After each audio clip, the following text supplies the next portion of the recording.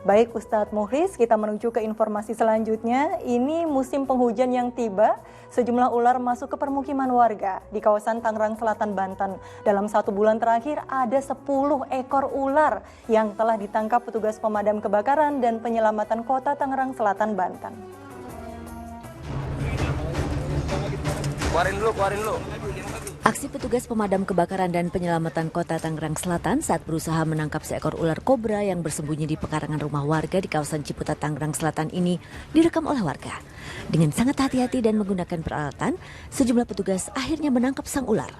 Tak hanya satu, petugas juga harus membongkar tempat cuci piring salah satu rumah warga di kawasan Pamulang, Tangerang Selatan untuk menangkap seekor ular jenis koros.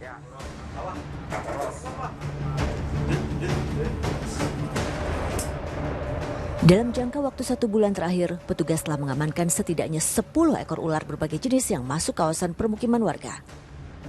Musim penghujan membuat lingkungan lembab dan basah sehingga sangat disukai oleh hewan melata tersebut.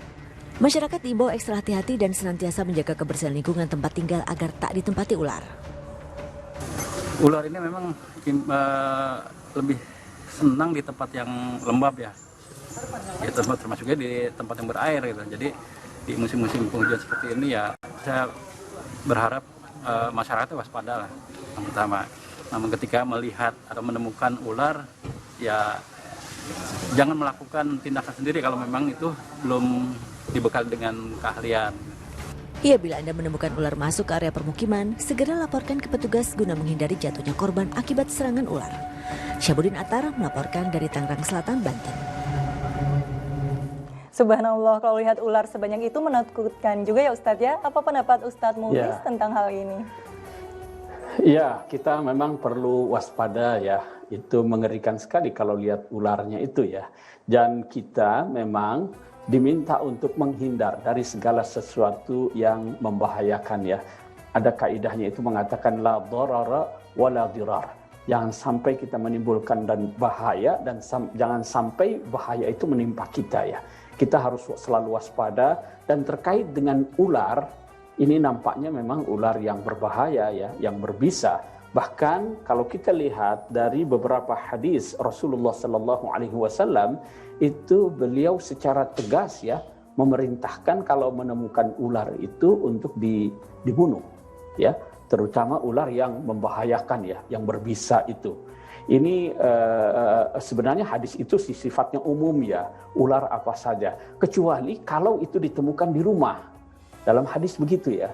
Saya tidak tahu apa hikmahnya, tetapi itu di larangan untuk membunuh ular yang ada di rumah, itu terkait dengan ketika melihat ular itu hendak diingatkan dulu sampai 3 kali ya, diberi peringatan. Khawatir kalau ular itu adalah jelmaan dari jin. Nah, kalau yang jelmaan itu tidak boleh dibunuh gitu ya. Maka yang ada di rumah itu diawasi dulu. Nah, kalau dipastikan memang itu berbahaya, segera dieksekusi gitu ya. Itu petunjuk yang ada di dalam beberapa hadis ya yang sempat saya baca itu. Tetapi kan kita tahu ya, makhluk-makhluk itu diciptakan oleh Allah Subhanahu wa taala tentu ada fungsinya sendiri-sendiri ya untuk keseimbangan lingkungan kita.